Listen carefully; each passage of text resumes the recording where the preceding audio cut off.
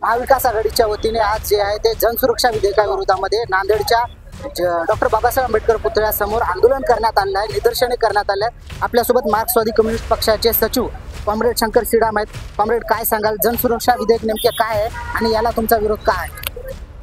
महाविकास आघाडी नांदेड जिल्ह्याच्या वतीने डॉक्टर बाबासाहेब आंबेडकर पुतळा नांदेड येथे आंदोलन करण्यात आले। महाराष्ट्राच्या सरकारने लोकशाही विरोधी हे जनसुरक्षा विधेयक पारित केलेलं आहे।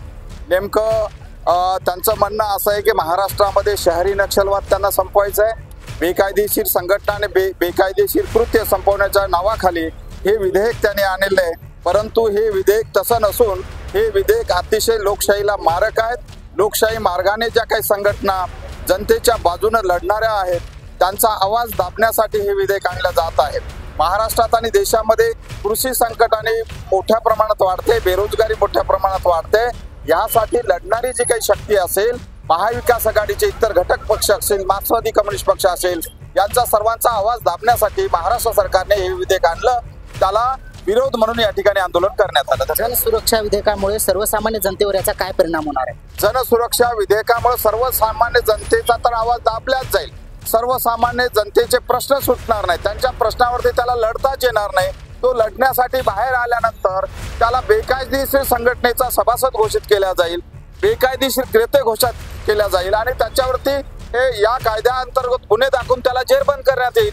म्हणून हे सर्वसामान्य माणसाच्या विरोधातला कायदा आहे, म्हणून हे विधेयक वापस घेतलं पाहिजे सरकारने, हे आमचं म्हणणं आहे। सरकारने तुमच्या मागण्याची दखल घेतली नसेल तर पुढील टप्पा काय राहणार आहे आंदोलनाचा, काय सांगा? सरकारने जर एवढे करून महाविकास आघाडीच्या नेत्यांच्या आंदोलनाचं दखल जर घेतली नसेल, महाराष्ट्राच्या सरकारला महाराष्ट्रामध्ये प्रत्येक ठिकाणी जन आंदोलन करून महाराष्ट्राच्या सरकारला सळो की पळो करून सोडण्यात येईल।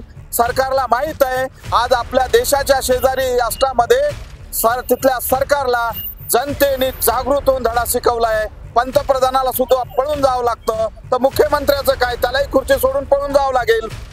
एकंदरीत आपण पाहू शकता हे होते मार्क्सवादी कम्युनिस्ट पक्षाचे सचिव कॉम्रेड शंकर सीडाम यांनी सांगितले की सरकारने या आंदोलनाची दखल घ्यावी, अन्यथा येणाऱ्या काळामध्ये या सरकारला सळो की पळो केल्याशिवाय सोडणार नाही असा इशारा देखील त्यांनी दिलेला आहे। कॅमेरामॅन रफिक सोबत मी पवन जगडमोर, देशोन्नती, नांदेड।